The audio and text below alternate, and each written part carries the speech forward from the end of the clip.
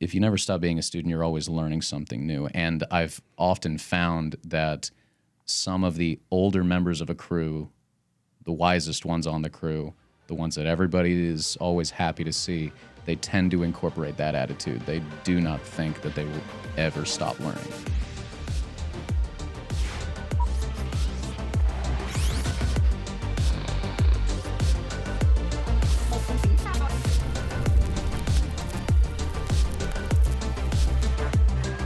Welcome back to another episode of the Rough Cut Club. I am your host, Joey Nicotra, here today in the studio with Shane Reitzammer.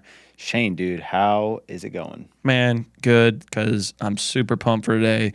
We got a homie coming in. Homie in the studio. Yeah, we just wrapped up the episode, and it was actually super cool. Shane and I were talking offline, and we were like, this might be one of our new favorites. I think I laughed more than I've laughed on any episode. Apologies in advance. It's probably super annoying for the listeners, but I'm just like giggling the whole time. This was definitely probably the most fun that we've had during an episode. But Nick Caldwell was our guest on the studio, and man, he's done a ton of projects with us, but he is my go-to grapher, my key grip and gaffer whenever I can have him do both or just one.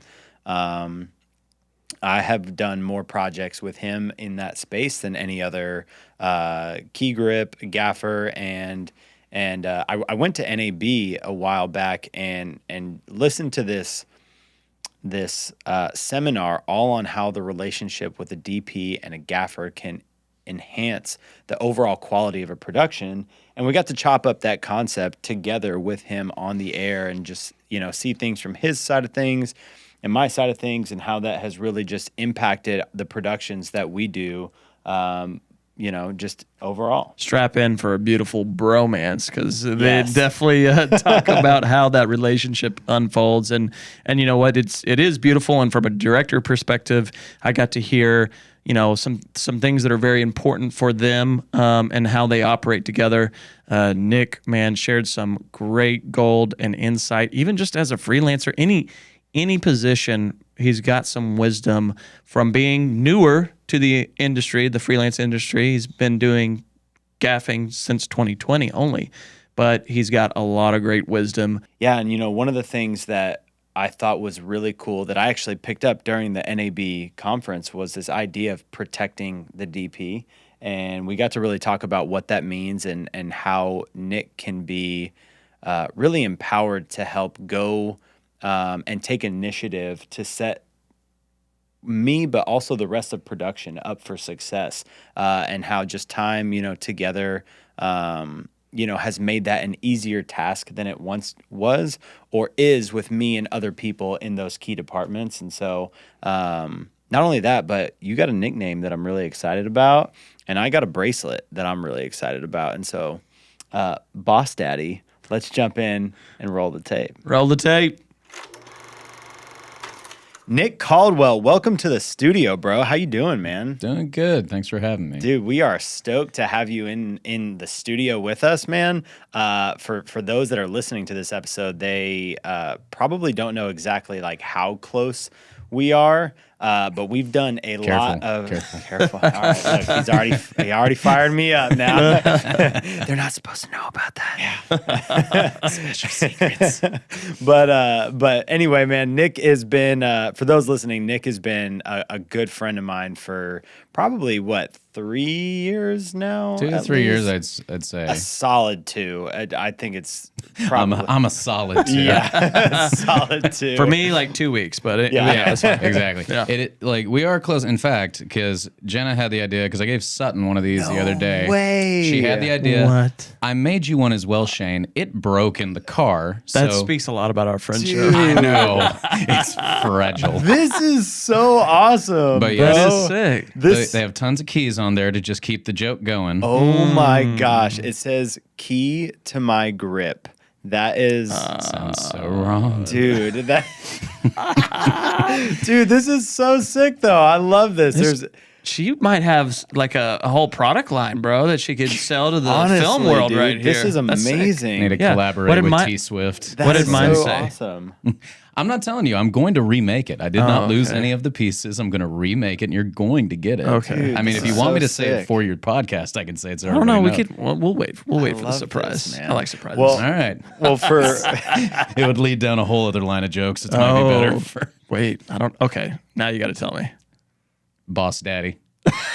And I put a bunch of, like, I texted Andy to confirm. It's like he's got 2 daughters, right? It's like, cool. So I put a bunch of pink on there, and I don't know if y'all are trying for more, but I put a little blue on Let's there, being like, if you want a son Let's go. or a 3rd daughter, that'd be great too. Yeah. I'm sure. Hey, it's so awesome. maybe one of each. Maybe twins. one of each. Oh, and boy and girl. And then of course it had a little in the kit that thing came with. It came with a like a helm for a ship, and I'm like, oh, cool. And oh, Captain, my captain, this works. I'm never gonna put it on anything else. That's So- awesome. Oh, I so love it. I That's will. awesome. I will Dude, get Dude, you this is that. dope, man. Dude, this so is so sick. cool. Yeah, yours ended up like smaller than that, and I was like, man, is this even gonna? Poof? And it's Yeah. just like, nope. All right. Well, for those that don't know fragile. the inside joke too, there's a funny story with the keys here. We went into like a what's it Escape called? room. Like an escape room one time. I always want to say Yeah, panic room, and it's like that's not the same thing. Yeah, well, and so we're on this team. There's like 4 of us, and in order for us to get out,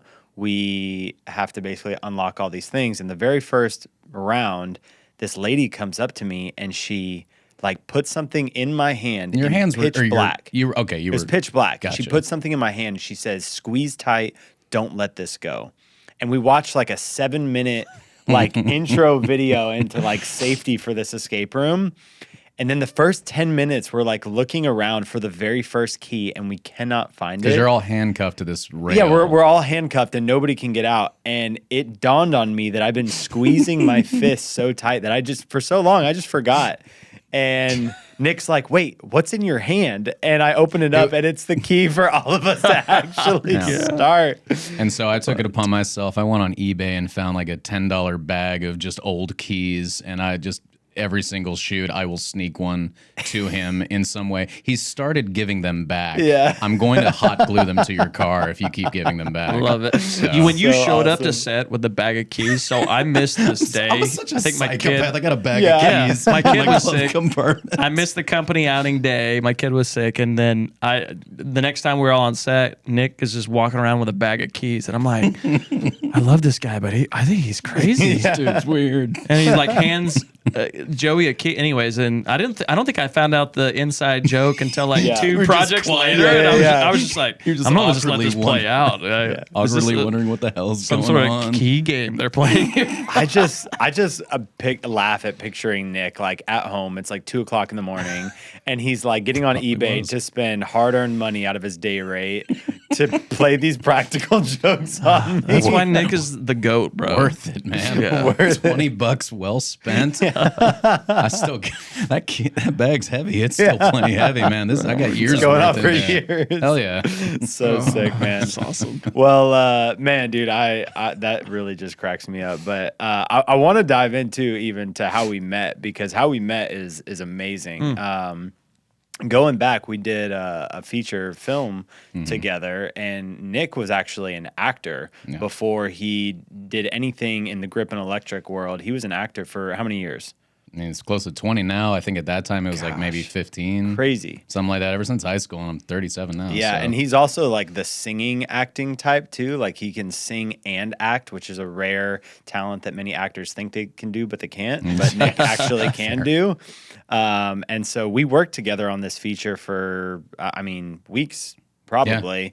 I was there for a little bit. Like, Yeah. they told me it's going to be tons, and then it always ends up being like, cool, so we need you for 2 days. It's like, okay, sure. Yeah. Well, we ended up finishing this project in maybe a year to 2 years later. Washington's Armor is the project. Yeah. Are we withholding the name? No. Okay, Washington's it Armor. was on Washington's Armor, but Dr. Craig. Yes. There's the accent. There it is. Give us a line. Well, in that one we did, I had one main one to start. It was like the bloody flux is that was terrible. It's like, the bloody flux is a wretched disease, making mortality a constant companion. And so it's something like that. I haven't like tried to do it in So a minute. good. Yeah, it's so good. Yeah, I remember watching you good. on set, bro. We were I was gimbal-opping, you Yeah. were camera DP, and just like hearing I was like, dude, this guy's good. This Yeah. accent's good. Little did we know we'd be hanging out in a podcast room 3 years later and making a lot of cool projects together. No doubt. Yeah. Well, before that, we did another short film called These Are the Moments. And he popped in. Were you just like extra hands that day? I can't remember what you actually did. I had on the last, because we did some pickup shots, because Washington's Armor went from being like the first of a 6-episode series to the first of a trilogy movie, maybe 2 movies now, I don't know. But we were doing some pickup shots, and that's when, you had become the DP on the thing. And at lunch, me and Cece, that was the first time I met Cece Stevenson, and we just, I don't know, we connected good. Like, she's such a good person, so it was just like I gravitated. And I had lunch with her multiple days, I think, and I think I just mentioned, it's like, hey, I'm actually looking to try and like get behind the camera some, just work, and just wondering, so if there's any opportunities that come up to volunteer, something like that. And it was right, like I think a week before y'all were doing that. So she was like, actually, yeah, we got a great opportunity for free labor. It's like, come on. And did that. Good producing. And that's when I got to sit down, talk with you, and said, hey, I've got this gear. I've been trying to be a lighter. Or A lighter? A lighter. I like lights. No, I like lights. I was sitting in the garage, so I was just executive producer on the short film, company project. These Are the Moments. Joey was directing, but I was just sitting in the garage with Keelan Moore, who's now our COO at CinemaStory, and we're just sitting there and we're talking about, making sure the ship stays afloat. Joey's got everything his heart desires, and which meant I was doing making the food. I was guarding the camera. Yeah, I was making the He food. was the cook. I was the cook. Yeah, somebody had to do it. And Nick, yeah, that's right. We had a little talk in the garage because I was like, dude, we were just on Washington's Armor together a couple of weeks ago, and that was really cool. 'Cause one, I would say 2 things. One, you like put yourself out there. You were like, hey, I want to get involved. Like, I have this. Oh, have I some found camera out stuff. you were the CEO. I'm like, okay, I go need to talk to him if I want some more work. Yeah. So it's like, let me go do that. Well, and you just hustled on that set. You came to show up and work for free because we were all doing it. It was a passion project. We were all doing it for free. And then you were working art department, right? Yeah, I got it, and that's where I met Aggie for the first time too. So that was excellent. And Aggie's the person that's like, this guy's good. He's like, he keeps asking what he can do. Like, we love the proactiveness on set. Yeah. So. Plus, I had to make up for the fact that I took a flash photograph during a take, and and it amazingly it did not get noticed. And it was like, okay, guys, moving on. I'm like, you mean I gotta own up to it? Yeah. And I didn't know you well at the time, so it was very much. I was like I'm like, hey, I took a photo and there was a flash because Stephanie Estelle. You never told me this. Oh, dude. Oh, this is so good. Stephanie Estelle, one of your actors for that. She's a good friend of mine, and she was then, and she just wanted me to get like a photo of the monitor. And I never have my flash on my phone, but for some reason I did then, and it took it, and they're moving on it, and nobody was saying anything. I saw a couple people like kind of like do this when it happened, but nobody said anything when we're moving on. I'm like, damn it. Hey, Yeah. you need another one. But I think like a few shots later, I kind of saved myself because I was like, hey, you got a mic pack like dead center right there. Nice. So, The makeup call out right there. Yeah. Had to try and redeem Uses myself. flash photography on set, and then 3 months later is our gaffer. Yep, there it is. Well, so we got connected on that set, and then it was like this guy. I think Shane came up to me one time and was like, "Hey, we got this guy that we met at These Are the Moments, and how do you feel about him being a gaffer for us?" And I was like, "Well, I worked with him as an actor, and like I really need an actual gaffer for this project. No need someone who acts like a gaffer." Yes. And then I was like, we talked about it, and it was like, all right, like he actually has quite a bit of gear, like way more than even me and Shane combined. He was being very humble about the amount of lights and grip that he had even at that time. And I was like, all right, well, let's give him a shot. And it was just super, super dialed relationship, like right off the bat, where it was like, this was easy and this was good. And so we got to start doing more projects together, and evolved from there. But What was the first? Do y'all remember? What was the first? Was it a Texas Health Resource Project? I think the first one with y'all, because I know the first y'all tried me out with Aggie and Caleb on another shoot, because I think you had 2 shoots that day. Mm-hmm. And then Aggie, thankfully, I did well, and Aggie gave me good reviews again. And so I think it was our very first day with the African American Museum. Oh, wow. I'm pretty sure it was that one. Oh. And then I know that one won awards, so Heck good yeah. job. I know. Good job. Right out the gate. And then I know, like, we did the music video for, what's her name? Elise? Yeah, we did one of the cool. music the one where she's on the stage and the projector. Oh, that one's really good, too. I think that was like the second job, and there were just moments on that shoot where it was just kind of nice because eventually you told me the thing you really want out of a gaffer more than anything is for them to learn you and your style well enough to read your mind, anticipate your needs, stuff like that. And it was just kind of nice hearing that when you did, because I thought back to the Elise music video shoot, because we had a couple of times where it was you wanted to do something, but we were running short on time, so it was like, no, we don't have time to do this. And it would be like, oh, dude, I've already got something rigged up there. I can make that happen in like 10 seconds. Yeah. And so it was just kind of like, all right, sweet. Yeah. Well, and that really actually segues into the whole heartbeat of even why I wanted to do this episode in the first place. Back earlier this year, I went to NAB, and there was a seminar that I sat through, and it was basically this DP who's this very seasoned DP of like 20 years, and this gaffer, and they were having a conversation very similar to this.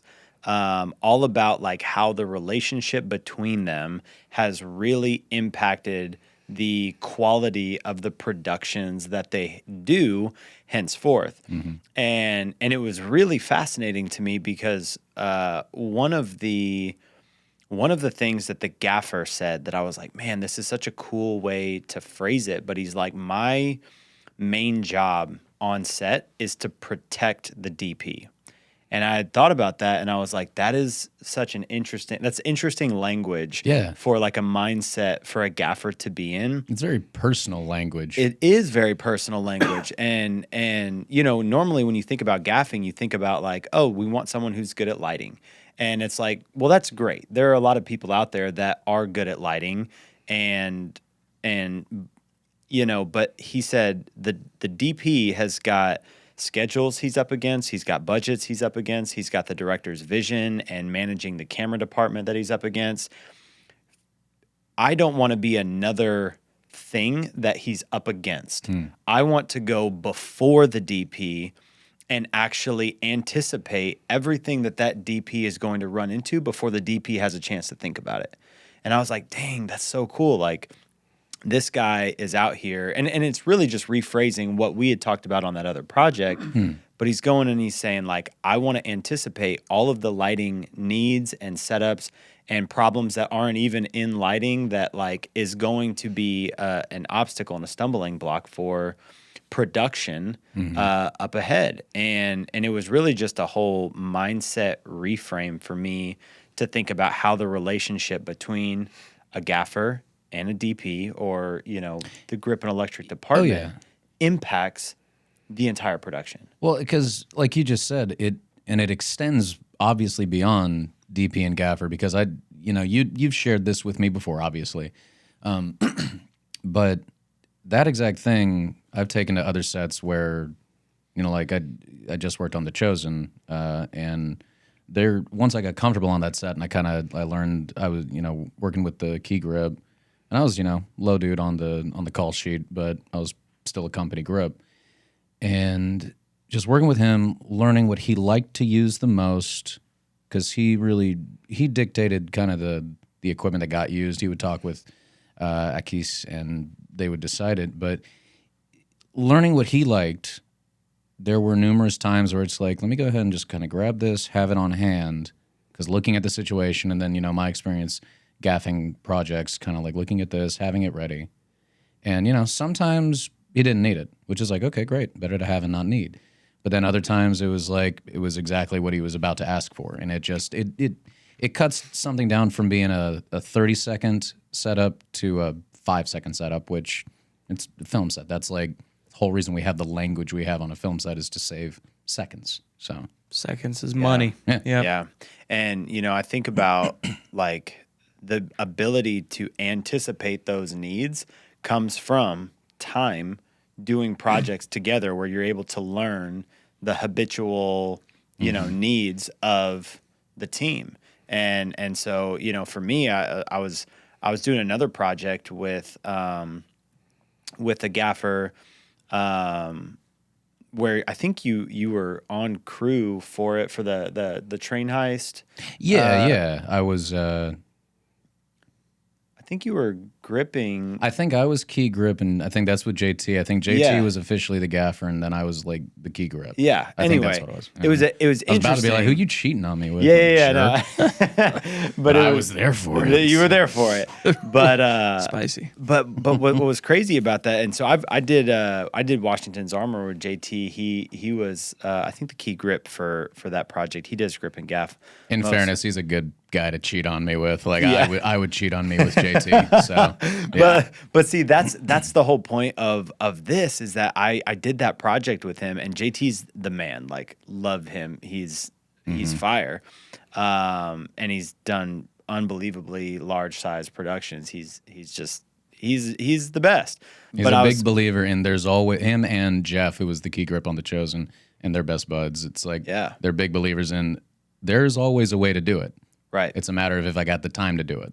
Yeah. So if you give me the time to do it, rather, they will find a way to do whatever you need. Yeah. So Well, Shane and I were having a conversation about some commercial project or something like that. I can't remember what it was. Oh, it might have been the one we did at our studio. Cook Children's. I think so. Yeah, where we were talking about, do we want to bring him in? And I was like, man, even though JT and I have done like tons of projects together, or I don't want to say tons, but a large handful of projects together, we've done way more.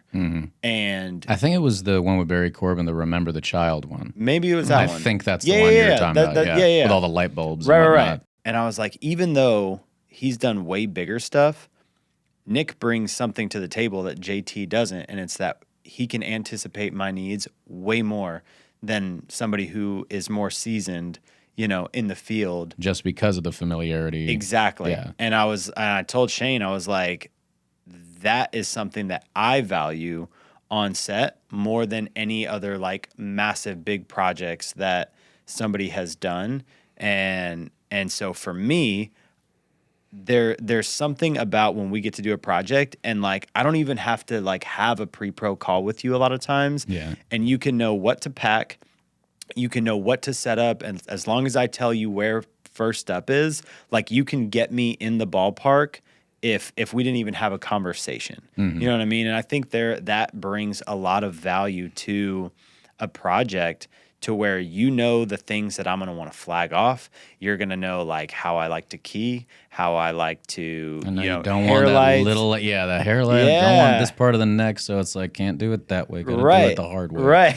But hey, it's But- like I know it, so Right. I don't got to waste time not Right. doing it. But so. it's like I've also been on projects where I've had to explain myself, and stuff, and it's like all that time, all those seconds get spared. Because you got tons of, like you were saying, the DP's got tons Yeah. of things. You got tons of crap to do with all the cameras and whatnot. Right. So it's easier not having to explain. Yeah. I feel like I'm on I'm the third wheel at a date. This is getting really romantic and Yeah, you want to go and get us like a drink or something? yeah, Shane? I'll go get everybody a drink real quick. Can you just give us like 5 minutes? Yeah, Actually? do y'all want whiskey, beer, wine, red wine? Well, No, going back to Nick saying, or you saying that Gaffer's got to protect the DP. I've got the bracelet or maybe the T-shirt for you. okay. You need to get him Gaff Daddy. Gaff Daddy. Gaff Daddy. I like Protect the DP. I like it. All right, this is Protecting the I'll DP. wear it. I'll wear it if you answer to me as yes, Gaff Daddy. Yes, Gaff Daddy. I'm gonna put it on just a giant roll of gaff tape. It's going to be Nick's face right here. Great. Can I actually get printouts of like Nick's face on every like unwrap of a Oh, roll of gaff? Custom gaff. If that's not a thing, we need to Custom make it a thing. gaff. That's going to be one of the new Rough Cut Club products. Nick Yes. Custom Gaff, the expendable of expendables. Yes. I like that. Well, anyway, man. Man, I was just thinking about like during that whole NAB like experience. I was like, man, this is so cool that like, you know, it having a tight relationship is not a necessity for a production to work, but it definitely does add value in numerous different ways. So is there anything that like, you know what I mean, like in your experience, you feel like just having a longer run of time, you've seen like help productions like within just having a good relationship with the DP or outside of, you know, some of the things that I've talked through? Well, like you were talking about, it's like having a relationship with the DP. I think just the more familiar they are with each other, the more honest they can be with each other, the more you don't really got to worry about stepping on toes. Because especially now, it's like if you do something that maybe does rub me the wrong way or vice versa, you and me are going to brush it off because we know it wasn't done with any kind of ego or attitude to it. It was like, oh, you know, okay, that happened. That's just me being sensitive. He didn't actually do that. Versus if it's somebody you don't know, you know, there's no shortage of egos in this industry and over egos. And it, you know, it just makes a set all the more difficult if you are having to work with someone who employs the strategy of being a jerk or shaming people into success, which, you know, I've been very appreciative that y'all don't operate like that at all, because I do not respond well to it. But it's, you know, it's something that, you know, you're not always going to be friends with the DP. You're going to be hired in, you know, sometimes DPs coming in from out of town and they're crewing from locals, and you need to be flexible. You need to be amenable. You need to just roll with it. So, but the better the relationship ahead of time, you're not relying on just the luck that you get along. Like, you know, not everybody can be an Asa Denning where you just meet him and it's kind of like, dude, I love you. Yeah. He's just fun. And then like I lucked out with y'all. Other ones, it takes time. And, you know, I've seen relationships between a DP and a gaffer where it's kind of like or a key grip as well, where there's a bit more animosity is too strong of a word, but for lack of a better one, where they will kind of butt heads, and it's still out of love because they do have a relationship, but it's like that. And I can only imagine, like, if I had a DP who was just a jerk, like I've had a few gigs where it's like, I'm thinking in my head, it's like, I am this close to just unplugging every light and leaving right now.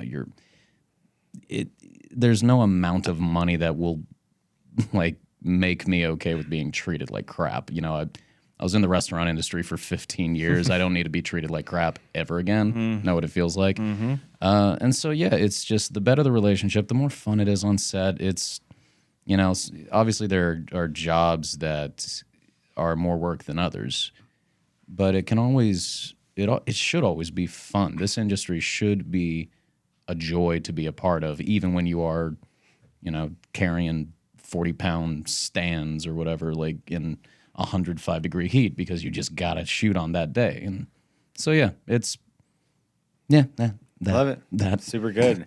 Do you feel like stick the landing? Yeah. That. Do you feel like on like the director side of things, like since we have done projects like back, you know, before Nick or anything like that, like how have you seen just a well-oiled BC? It's BN before Nick. before Nick? It is year 3 being. Yeah, man. I think one, we've got a ton more gear deployed than ever before with Nick's kit. But My grip Civic. Civic. Grip Civic. We should talk about that. We We'll can. dive into it. Yeah, Nick shows up with his car. My Never little- seen a car loaded with so much gear before. And There is only and I- one way that everything will go into that car. And he's a master at it. He knows exactly how to load it up. and it's got to go a certain way. A lot of Tetris as a kid. A lot of Tetris. Yeah, you must be a Tetris master, man. But no, in all seriousness, though, that having Nick, watching you and Nick operate, because, you know, yes, I'm third wheeling over here and I'm getting a little offended, but hearing about y'all's relationship, I see it on set. And that makes me feel good because I know I have a strong team, right? I can rely on you guys to problem solve. So let me throw an example. We were on a big oil company project that we won't name, and big corporate, you know, documentary project that we're working on. And it was our first time at the building. We've done like 10 projects there now, or 10 shoot days there now. But we were falling behind, right? And so me as a producer director, I'm going, I pulled both y'all aside and I go, hey, we got to figure this out. Like I'm getting my time cut and now I'm rushing you guys for the next thing. Like, how can we do? And we literally, all three of us stood there, and without like passing blame or anything, we creatively came up with solutions. And there was also, it was like some of them like, okay, well maybe I probably should give more time because the elevator and we got to do this and that. And then maybe we can be quicker about this. But having a team to help problem solve I'm a big problem solver. And so being able to trust that you guys, I can just be like, dude, I need help. Like we're going to make sure the client, everything feels fine, but help me help us. Right. So I can then deliver what I'm trying to promise to the client. So, I've seen you guys be able to problem solve some crazy things. That's just one scenario. I've seen, you know, I've thrown y'all some curveballs, man. Like, I'm surprised Joey's not like, punching me right now. But I've thrown y'all some curveballs. Like, hey, you got 30 minutes instead of an hour. Sorry, we looked at the schedule wrong. Oh, UNT. I remember doing UNT. I had some of the junior producers helped me do the schedule, and I should have QC'd it a bit more, and found out you guys had 0 transition time to set up. And I was like, hey guys, how long is it going to take? I've got an hour to do my interview, but you need to set up. So let's share here. And so, you know, being able to work with you guys through that and problem solve. Yeah, sometimes we get heated on set, you know. I mean, I feel like we're all brothers now, you know. But we know at the end of the day, there's the collaborative aspect of it, and that's what I value as a director. I go, look, we're all in it together. You're not going to belittle anyone or blame anyone. We're all in the stuff together. And so how can we get out of it? And what I've seen all of us mature, even me as well, include everybody, is figuring out like, okay, it's not necessarily anybody's fault, or maybe like, okay, I'm owning part of this. You know, we're able to own what we need to own, but then even when it's somebody else's fault, we're able to creatively come together and go, cool, I got you, bro. I'll have it up in 15 minutes. Y'all have saved my bacon many times, and I've given you guys extra time when I can. So from a director standpoint, if I have a DP that I trust and have a ton of experience with, and he's got a gaffer that he trusts, and Nick and I have a good we have a good relationship too, bro. I will get you that bracelet. Yeah, no bracelet. I'm not in this little romantic I'll show discussion. you the remnants as proof that I'm not lost. You better send me a picture later. I'm just kidding. I've got one. I sent it to Jenna because she helped me make them, and I've got it just scattered on my lap in my car. You're oops. Mm-hmm. Anyways, having that, man. So yes, I've seen it change a lot. And then let's talk quality, right? Quality, bro. Like, I mean, I think we've all leveled. If we're not growing, we're dead. So like, or you've given up on your industry. So I think all of us have grown a lot, but we all three have helped each other grow. 100%. And so seeing that, the relationship, and then also the quality, man, like, and I'm not going to say just because Nick has more gear. No, like I've seen y'all do it with less gear. Y'all can make something look beautiful, and get what I'm trying to go for in a look with just a tube light and a reflector. You know, like, I mean, I've seen y'all work some magic in some tough scenarios when I am like, hey, you got 5 seconds. Like, give me something. I got to roll the camera right now. When I walk around the corner with a napkin as a modifier. Yeah. It's like, hey, we need it. It's a pocket LED. That's right. You don't need an 8x. It's true. But it's like, but what you even talked about, it's kind of like, it's the same thing, the familiarity, and I've seen it on other sets as well, that it really is, if you're one of these people, one of these members of the crew who comes at it with an attitude of, I'm going to cover my ass and everybody else be damned, I don't really care, I don't care about wardrobe and what they got to do. I don't care about sound. I don't care about hair and makeup and the last looks. If you come with that attitude, you can work, and it's not the end of the world on a set. But man, it's personally, I think it's so much more enjoyable when you care about everybody to a degree, and you recognize, at least to the element that you respect their job, even if you don't necessarily know how to do it. It's like, I know they need their job. I know they need time to do their job. And it's that element of not only thinking of, come on, we got to make it look good, Shane. Come on, it's just an interview. Just cut more time. It's like, no, you need tons of content to even just a minute-long video. So it's like, when we've had those little, meetings of, hey, we got to make a shift right now, otherwise we ain't going to make the day. We've got 4 more days we've got to shoot. Yeah. This will not work. It's everybody coming at it with, zero pride or ego, and just, and like you said, not really concerning about who's to blame. It's like, why did it happen? How do we fix it? There's no real benefit in, like, let's figure out which one of us should be feeling bad right now. It's like, there's no point. There's no usefulness. So why do it?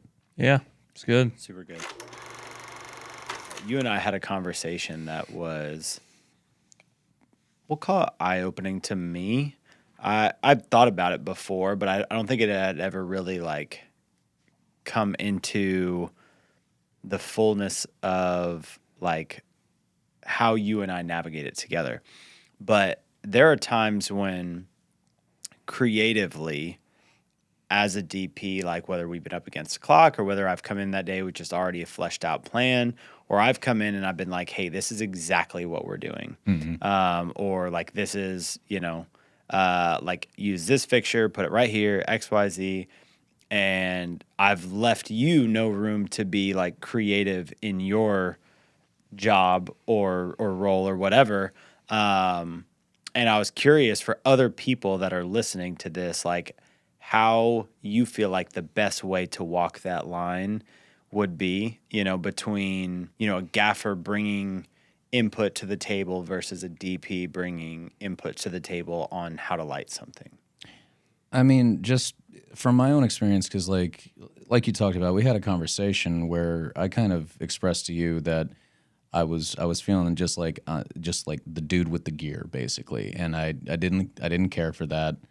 And it's not like you were rude in doing it, but it was, like you said, up against the clock, and lighting, gears, so you knew exactly where you wanted it to go, what to use, everything. I'd say now, like, if I could talk to myself when I was, like, feeling offended or whatever, I would tell myself to just, dude, chill out, because you're not the DP. The DP and the director, they're charged with the creative vision. You're not. As gaffer, as key grip, you're not. You might have jobs where, let's say, the DP came up more exclusively in camera and they don't really have as much of a grasp of lighting as you have. And they might need your creativity. They might need your input and your opinions on what would be the best lighting here, or the best way to go about the lighting, how to rig it, stuff like that. How to rig it might be an area of, please let you tell me what you want, let me do it, because I know my gear better than you do. I might know a quicker way.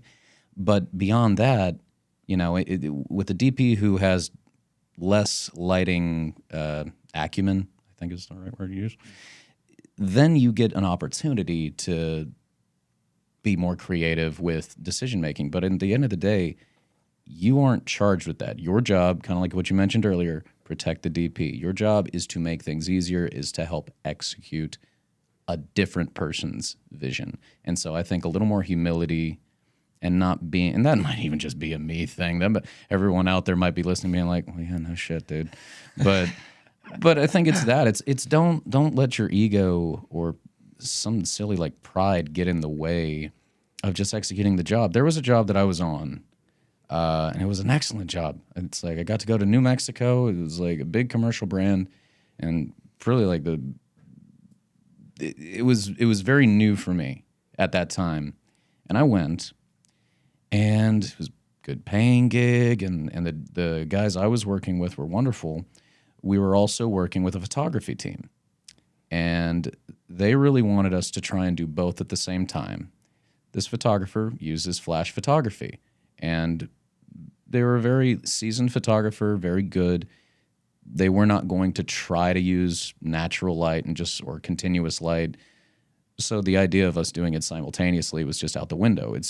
We have to wait. And it was primarily a photography shoot. Like, video was secondary to photography. So we just had to wait until this photographer was done. And he didn't really, I think he got prepped thinking it was exclusively a photography shoot. So in terms of, all right, you have an hour to get this shot, both of you, he, I think, not cruelly or anything, but he thought, all right, I have an hour to get my photos. And by the end of that shoot, because it was a few days, I was getting very frustrated because we were not given time to light anything. This was my first time working with these guys, not just the client, but the camera crew that hired me, the videographers. And I was taking it personally, and I was probably like, my imposter syndrome was getting triggered, and I was like, I'm not getting an opportunity. I'm looking like crap. I'm not doing anything. I literally had a day where I did nothing. I got paid to do nothing, and I was annoyed at that. And I let my frustration, I voiced it a little bit inappropriately at the wrong time. And nothing bad came about it, but it was still, I made myself look less good than I would have looked had I not done it. It was my first time working with these videographers. I'm very grateful that they were chill guys and they agreed with my frustration. And so we've worked together since, but I could have, completely cut off a client, a repeat business. And so, and thinking back on it, it's, so you were offended that you had to do less. You were getting paid, and it's like, getting paid to do nothing. It's like, people shouldn't strive for that. But at the same time, if you find yourself in that situation, there are worse things to complain about. So it's just kind of like, I could have sat back and enjoyed a New Mexico vacation almost that I got paid on. But instead, my ego got in the way because I felt I was improving myself as a gaffer. Recognizing it's not on your shoulders, recognizing you are working in tandem and it's somebody else's vision, I think it just helps to just not make the job personal, I guess is the way I want to say it. I don't want to say to not be so invested, because that doesn't really feel right to say, but it's like to not take it personally. The Steadicam op on The Chosen, he actually told me he prefers, he's done some DP work, he prefers being a Steadicam operator, because for him, it's not, his creative vision is not even on the table. His job is to help execute the DP's creative vision. And it just helps him, whatever you want me to do. Cool, you want me to do that? Okay. Want me to do this? Okay. And so it's just easier, and it's great, and he loves it. So it's like, all right, there's no need, there's no point. Yeah. So. I'm going to come to your defense a little bit, though, because I hear you say the ego thing, but I think you're a creative. And I've seen you, and I've seen Joe, and I've had this. I'm literally, I'm not going to say what project it is, but I'm prepping for a project that went from big, fun, creative design to this. And I'm like, and I caught myself, same thing, getting frustrated. Like, I can show you, I can make your project so awesome. And I go, you know what? At the end of the day, it's your project. I'm going to do it. But there is that tendency. But it's. I've seen Joey. His eyes, I think he's learned not to roll his eyes because it triggers me on set. But because I'm like, hey, just do it like this. I just need it. He's like, I know he's thinking, well, it's your film. It's your picture. That phrase. Well, it's your project. Whatever. Okay. But if you want it to look like crap, but that's now your decision. but you go, all right, got it. And we've done that recently. We've had to do that, and you go, all right. So I think as creatives. So I get it. Yes, sometimes it is. I agree with you. I think sometimes it's ego and pride, and we're like, I need to show you what I can do. But also sometimes it's like we're so passionate about what we do when we get. I'm coining a phrase. It's called creative disappointment. It's called creative. I was disappointment. creatively Yeah, disappointed. there's your T-shirt. Yeah. But it's. He's just got an arrow pointing to the hand pointing. I'm with and then he creative can- disappointment. And you can just turn. Damn. You just turn whoever's like disappointing you. You turn. But you raise a very fair point, and I think it's just kind of learning when it's not your itch to scratch, I guess, like in terms of creativity. Because I think I saw it a hell of a lot more with actors, and actors doing what I feel as an actor is overstepping. Like whether and I've done this, like talked about lines of dialogue and just sort of rather than asking, is it cool if maybe I word it differently? They insist and they just say, I'm going to do this. And it's just kind of like, you're not the writer, you're not the director. It's really not your call. You should at least have a little bit of humility and ask permission, I guess, but it just approach the director and say, or the writer and be like, is it cool like that just to collaborate? And at the end of the day, if they're not cool with it, then no, you weren't hired to be a writer and you weren't hired to be a director. You were hired to be an actor. Do what they are asking you to do. And so same thing. So it's just learn when it's, I've never said that before, but it's like, learn when it's not your itch to scratch. Yeah. So It's good. I think one thing to weigh in on that too, as a DP who normally gets to make creative decisions, surrounding myself with a team of other creative people, it's great to, like, I've learned that it is great to let go at times and trust my team to make creative decisions, especially on the grip and electrics side of things. If I tell you, hey, I want a large, source coming from this direction, I'm now giving you, the vision and I'm letting you run with it. And at this point in time, because of our relationship, I trust you to execute on that. Sometimes we'll have to strategize like, hey, we got X amount of fixtures in the truck. I know that, there's a reason why I need this fixture here, because when we go to this, when we get down the road to this, like, we're going to need something that has color, temperature, whatever. You know what I mean? Or it's compatible with this Fresnel that is only, good for a 300. You know what I mean? This 600 watt rather than one of the 300 watts because Right. we're battling daylight and we need Right. something. There's moments like that, but at the same time, I have also learned to give you as much creative control as I can when I can. And I think now that there is trust between us, we can examine a situation, and if there's no time and I'm up against the clock, It's give me the play, it's coach. like, yes, give me the play and I'm going to run it. And when we got time and we can creatively gab about whatever we'll do, whatever will be best for this, then it's like it's a give and take, ebb and flow sort of thing that I think, even now helps make better products in the end. Yeah. So. And trust takes relationships, man. And that's I think goes back to what you were saying too. Just having time in the trenches together can be more valuable than, I've worked on these Warner Brother picture, whatever it is. Yeah. It's that relationship aspect that you just got to spend the time together in the trenches to develop that trust.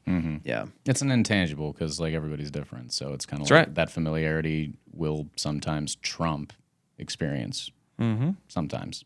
Experience is very good to have, though. Yes. Very good. Outside of just an understanding of lighting, if you were for the listeners that are on the other end of this that are either in the grip and electric department or DP seat, what qualities would you say really make a gaffer an excellent gaffer outside of just having a good understanding of lighting? I mean, depending on the size of the project, delegation, like having somebody on your crew, like having a best grip, best gaffer, or best electric, something like that, that you can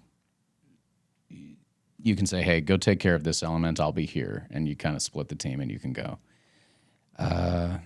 I mean, yeah, I get kind of basic leadership skills. I'd say communication skills big time because like that's something that, poor communication just sinks anything.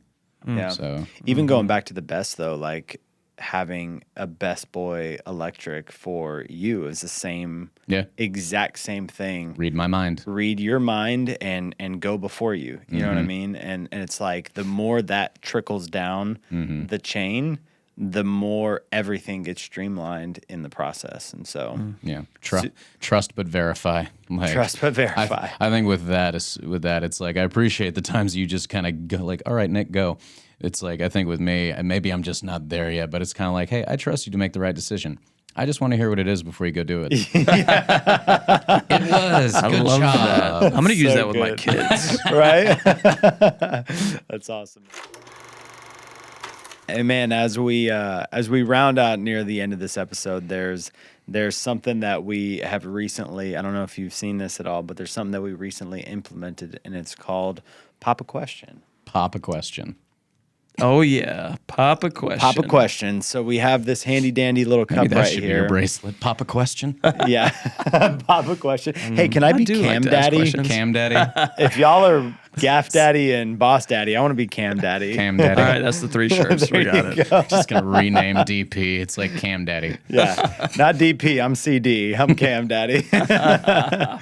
Anyway, man, we're gonna play a game of Pop a Question. Pop a Question is where we give our guests 60 seconds to go through a speed round of answering as many of the questions in this as quickly as they can. I think the last time, What's the record? I think we got through like 7 or 8. We're going to call it 7. This is We'll call it 7. what was it, Bella? What's the record?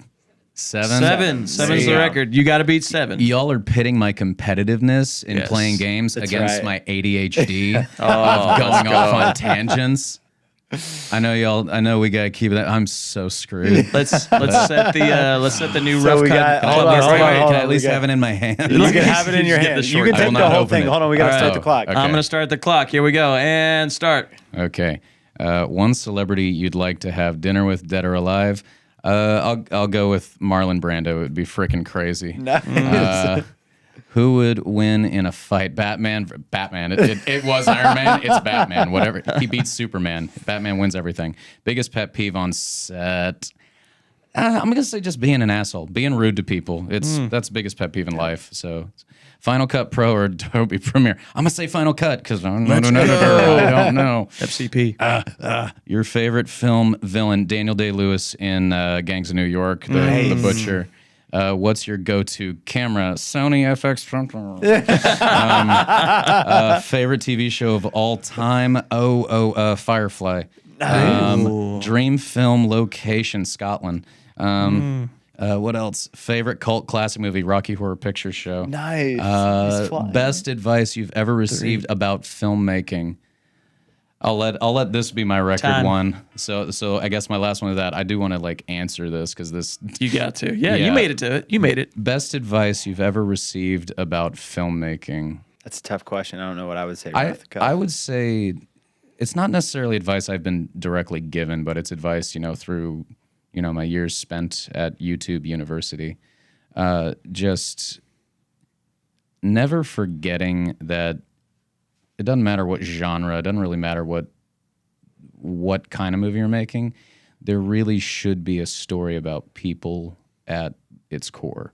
If it's really going to actually be compelling. I guess if you're just making a whatever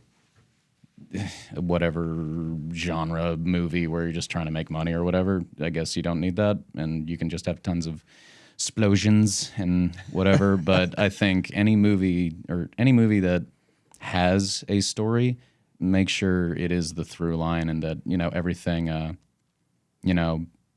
it's not just the next scene, it's this happened, therefore this happened, and then this happened, but then this happened. It needs to be a story about people in order to, I think, be compelling. So good. We This always is so say not a story.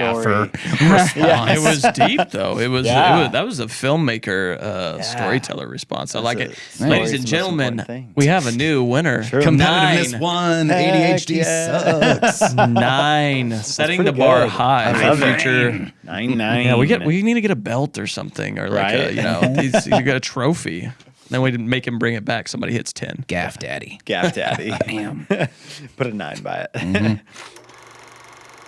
Well, dude, we got 3 questions we like to ask every guest before we wrap you out of this episode. So Y'all did give me preface on this one, That's so right. I thought about them and I actually took some notes. yes, we give these one out in advance. That's the only ones that they get to know. But my first question for you is, if you could go back in time, what's one thing that you would do differently in your career? That was actually a tougher question than I thought it would be, because I really do try to incorporate, there's no usefulness in looking back. Like, it's good to reflect and kind of learn, but there's no usefulness in really regretting decisions you had. And if you made a decision, if you made a different decision then, it wouldn't necessarily have worked out. It's the path you take also gets you where it takes you based on when you chose to take that path. It's not necessarily the same destination. But the one thing I do wish I really just did, because I can't deny this, as much as it might not have worked out this way at all, like might not be sitting here, might not be working with y'all, I wish I started sooner. I wish, I was an actor for the longest time, and it wasn't until 2020, where we all had nothing to do, that I got the idea of like, well, I want my own at-home audition setup. And then that snowballed into, well, I'm kind of old and I don't really have any credits to my name, and I'm in this market as opposed to LA or New York.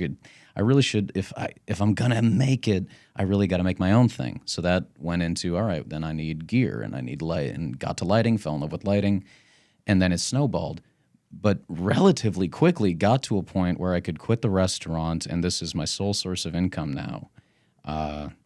And I wish it could have been sooner, but again, maybe I wouldn't have met y'all if I started trying to do this sooner, or got in. So it's that mix. But that is the one thing I wish I would have done, is just sort of pull that trigger a lot quicker, because I'm a lot happier. Yeah, that's good, man. Yeah, I even think back for myself. I was dabbling in filmmaking for,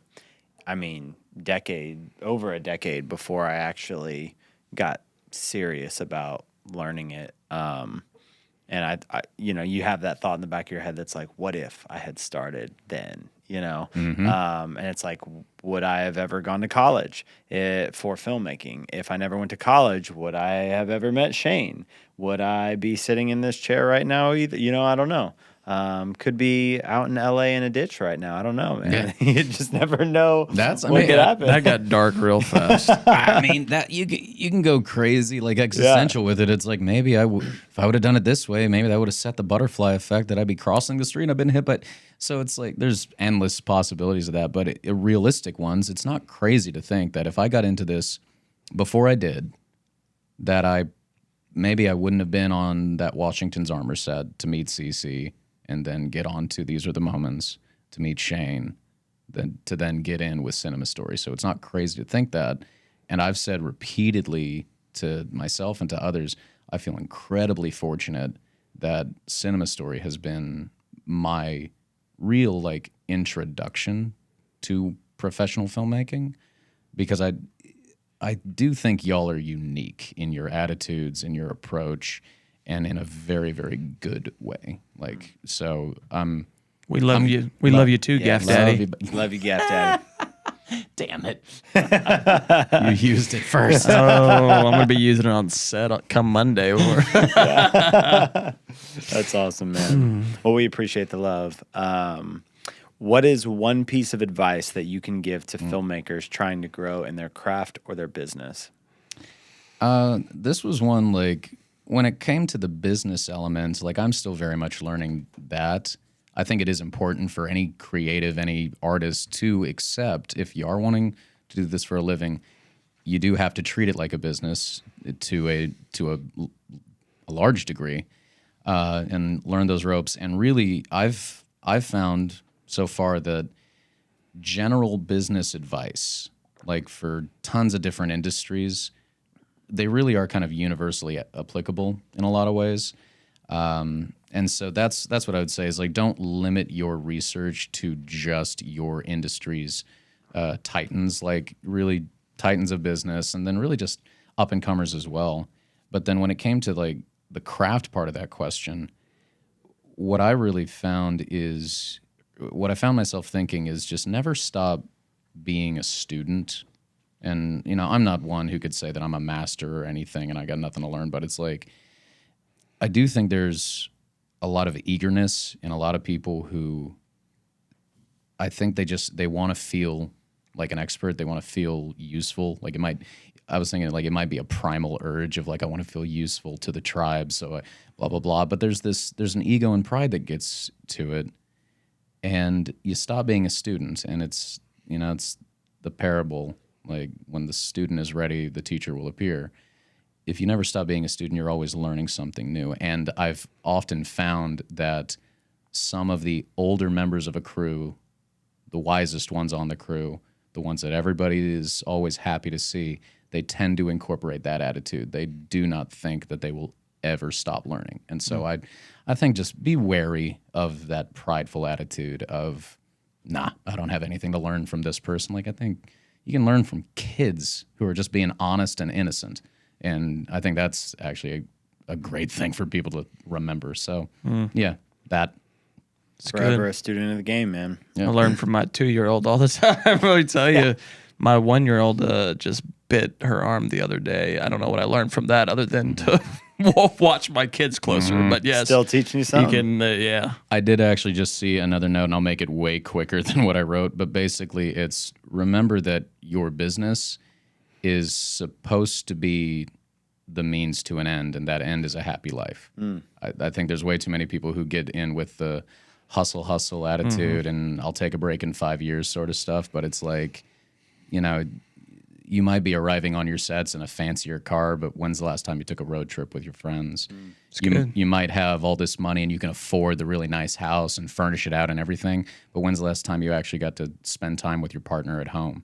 If your business is your life, it's supposed to be a work-life balance. And so if your life is nothing but work, your life is not balanced, in my opinion. So it's like I'd say that too. Like, go get that bag of money, but it's a means to an end. It should not be your end. Wow, I felt like he just preached to a lot of people Myself in a included, good way. bro. And yeah, I think a lot of freelancers need to hear that because you do get it's hard out there, right? You are a need to be self-employed busy. business. Yeah, you need to be busy, but it's You can get wrapped up in it. yeah. Guilty. You call yourself out on it though. Yeah, I work on it daily too. Yeah. It's like, well, and the other thing with work-life balance too, I heard a quote and it was like, there's no such thing as work-life balance, just work-life balancing. And it's like some days you are going to be totally out of balance, but what you do the next day to re-tip the scales can help balance the equation. So if I'm gone, or like you were gone on The Chosen for 2 months. 2 months, and it's like that really, like there is no work-life balance in the middle of that. There's not, if you miss a weekend, like that was the thing. I'd get to see Jen on the weekend and sometimes something come up. So it's like by the end of it, she was like, it does kind of feel we're in a long distance relationship and that kind of sucks. Yeah. And it's like heard. in that season, you're out of balance. Yeah. But when you get home, what can you do to rebalance the scales? Maybe not take another 2-month thing like right after you get home, you know what I mean? Even like opportunities will present themselves that sometimes you will have to say no to a good thing for a great thing. Yeah. And so sometimes it's just that act of balancing, and some days are going to be like, hey, I got a 16-hour day today. I will not see you after I get out of bed this morning. Yeah. But come Monday, I will take Monday, and that will be your day, or whatever, And so that's something that I have found that has personally helped me in my relationship. So. It's good. The wives and partners are gonna be saving this part of the episode and playing it later for you guys again with your, hey, I gotta go do that 2-week. Refer to the Rough Cut Club episode. Just gonna like pull it up and start playing it. It'll just so happen to be like linked to the Bluetooth speaker. Yeah. What are you doing? Oh, nothing. Just listen to your episode on the Rough Cut Club. Last question for you, dude. Who is one filmmaker that has inspired you or your work? When I read that question, like what jumped into my mind, just because I think he is an insanely amazing filmmaker, this is not going to be a shocking answer, but like Christopher Nolan, because again, what I mentioned earlier, it was this question that actually made me think of it, and it kind of came out naturally earlier, but it's that element of even in his films with a gigantic spectacle, where there's, the Dark Knight trilogy or Oppenheimer or anything with a gigantic spectacle. He really, and this might be the writer in him as well, since he writes a lot of them and does the screenplay if he doesn't write it outright. But it's making sure there is a story about human beings, like it's a story about a person amidst the spectacle. But the more I thought about this question, and this is going to look and sound like complete brown nosing, you really are my answer to that question. Because, again, kind of touching back to what we talked about at the beginning of the podcast or this episode, it's learning with you, learning how to cooperate, learning how to give and take, learning about lighting, learning techniques, learning about camera. And then, we're constantly sending each other little links to new gear, a speech from this filmmaker, stuff like that. It's, and I'd be denying, like, if I get brought onto one of those sets where the DP is more camera and they really defer to me, I'd be lying if I, denied that my tastes, my inclinations, they come from the school of Nakotra. So so you are my honest answer to that question. No brown nosing, but let me go get those 2 glasses of red wine. Buddy, the fact that your bracelet broke and then all of this too is like, damn. You know what? I love the bromance though, and it's great, dude. I don't know, we're out of time, but I do want to say I'm super proud of the relationship that y'all have, and y'all have made CinemaStory way better than ever before. So I'm grateful that y'all have such a great relationship. Thank you, Boss Daddy. Yeah, thanks. Thanks, Boss You really Daddy. like in all seriousness, I think I mentioned, I can't remember if I mentioned it on the episode or before, but your bracelet, it had a in the friendship bracelet kit, the helm of a ship was one of the things, and I did genuinely, I saw that, I was like, I really should put that on there because this is wonderful. He is the boss, and and he's a daddy and boss dad, all that fun stuff. But he really does steer this ship really well. I've bragged on you to like so many other people when they're like, oh, who do you work with? It's CinemaStory, and Shane's the CEO, and he's got a great business mind. But more importantly to me, he's got an ethical business mind, and it really is a very well-ran ship, and not just trying to include you in the conversation. It's Make that 3 glasses of red wine, please. I made it. Yeah, I can echo that. I appreciate it, though. That's great. Yeah. Awesome, man. Well, Nick, thanks for the love, dude. Appreciate the shout out, man. Likewise, man. Been a fun ride, man. Been like you said earlier, lots of growth together. It's been a long trajectory of, hey, let's try this. Oh, that worked. That didn't work. Like, we're learning together, and I think that's part of the beauty of finding people that you can grow with and who can, just you can experiment together and learn together and grow together and read each other's minds, and it makes life easy. Same with the director. It's like we had that a long time ago, to where it's like I could read your mind and know that you needed more time than I was going to give you. No, I'm just kidding. I was wondering where you're gonna go with that. Yeah. I was like, It's all good. don't tell people what you found in there. Yeah. It's scary. Got love for both you dudes, man, for real. So anyway, man, Nick, for those that want to get connected with you, that are also curious about gaffing, that just like you and your witty behavior, where can they get connected with you, brother? Easiest place. I mean, it's the Nick Caldwell, just nice and pretentious, no weird spellings or anything like that. All letters, and whether it's Instagram, I'm pretty sure I got my my Twitter handle. I don't know what X is. No, Yeah. what? Why are you randomly saying X? You got Tourette's? No, it's Twitter handle, Instagram, and then my website is www.thenickcaldwell.com. So just reach out. You want to talk? You want to hire me? But yeah. The one, the only, man. Dude, appreciate you coming on the show, man.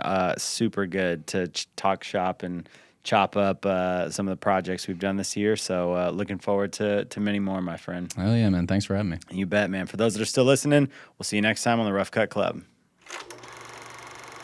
And that's a wrap for today's episode. If you're still here, you're either obsessed with filmmaking or love hearing us talk. And honestly, we're cool with both. So thanks for tuning in and being part of our Rough Cut community. If you enjoyed this episode, be sure to follow us on our socials and subscribe so you never miss out on future content. And if you have a moment, we'd love for you to leave us a review. It's kind of like giving us an Oscar, but helps us reach even more awesome listeners like you. Oh, and remember to join our Patreon for exclusive backstage pass to our community, discounts on club merch, and even more ways to get involved on the show. Lastly, if you have thoughts, questions, or even ideas for future episodes, we'd love to hear from you. Until next time, stay curious and keep creating.